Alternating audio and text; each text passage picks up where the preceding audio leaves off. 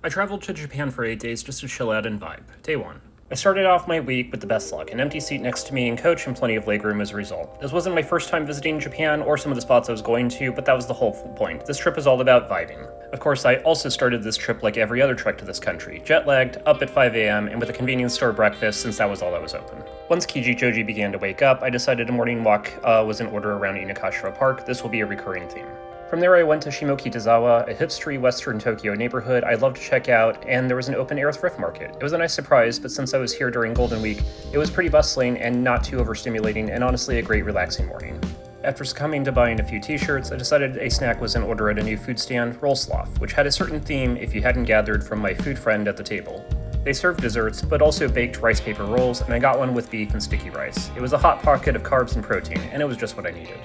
It was so nice out, so I wanted an excuse to enjoy it more with a beer outside of one of the patio stalls.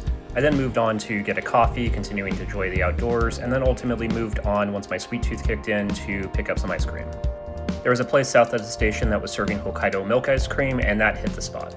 And after that, I just walked. I decided to make Gotokuji Temple, a Buddhist temple with a history dating back to the Edo period for hundreds of years, but made internet famous for its history with a lucky cat and its little cat shrine area, as my destination. It was a warm, wonderful spring day, so I just walked from Shimokita all the way to Gotokuji after more than just an hour just enjoying the weather.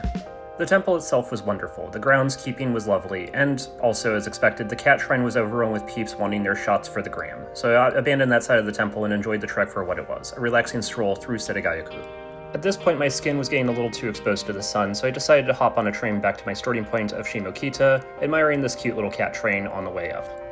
Once I returned, and after walking through the market, I opted for Flight Lounge, which was on the 4th floor of the building that I entered for a late curry lunch as well as a beer, while I looked out at the thrift market and the trains going through Shimokitazawa Station. With the afternoon coming to a close, I decided to head back to my hotel in Kichijoji and unloaded the new t-shirt wearers from the market, including, oh my god, the best JoJo shirt ever.